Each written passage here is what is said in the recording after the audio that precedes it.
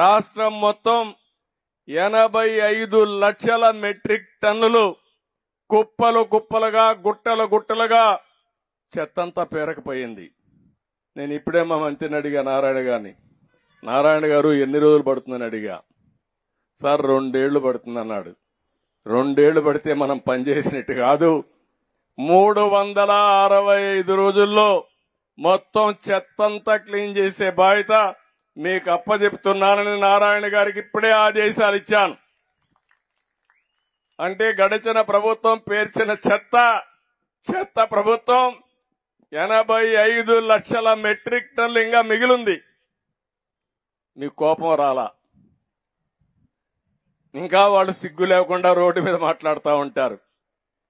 అందుకే ఆ రోజు చెప్పా, ఎన్నికల కంటే ముందు చెత్త ప్రభుత్వం అని. చెత్త మీద పన్నేశారు గాని చెత్త మాత్రం తొలగించలేదు.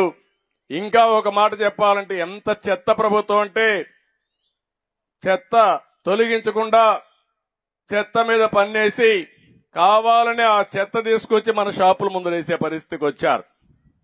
అందుకే నేను ఒక మాట చెప్పాను, చెత్త మీద ప్రభుత్వం వేయడం కరెక్ట్ కాదు.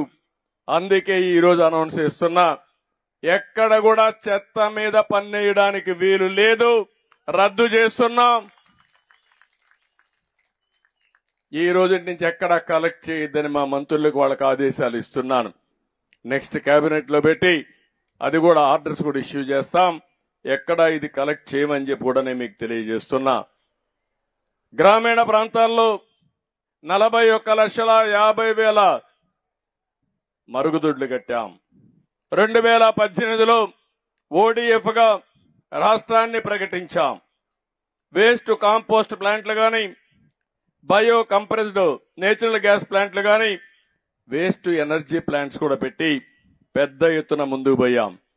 గ్రామ పంచాయతీల్లో 9,838 సాలిడ్ వేస్ట్ ప్రాసెసింగ్ సెంటర్లు ఏర్పాటు చేస్తే నాకైతే ఎంత కోపం వస్తుందంటే, వైఎస్ఆర్ కాంగ్రెస్ పార్టీ చెత్తంతా తీసిపోవడం అనేసి ఆ షెడ్లకి సొంత కలర్లు వేసుకున్నారు.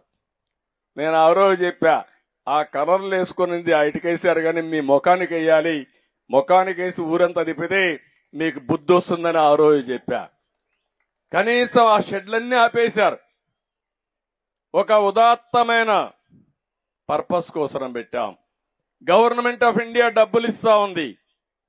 ఆ రోజు మేము ఇచ్చిన రికమెండేషన్ల పైన గవర్నమెంట్ ఆఫ్ ఇండియా డబ్బులు ఇచ్చే పరిస్థితి వస్తే అది కూడా వీళ్ళు ఇష్ట ప్రకారం చేశారు. ఆ రోజు Visakhapatnam, Vijayawada, Guntur 2 energy to waste అంటే వేస్ట్ నుంచి కరెంటు ఉత్పత్తి చేసే ప్లాంట్స్ పెట్టాం. అవి 2 మాత్రం పనిచేస్తున్నాయి. కడవన్నీ విధ్వంసం చేశారు కానీ ఈ 2 వాళ్ళ విధ్వంసాన్ని నుంచి తట్టుకుని నిలబడుకున్నాయి. ఆ 2 పనిచేస్తున్నాయి.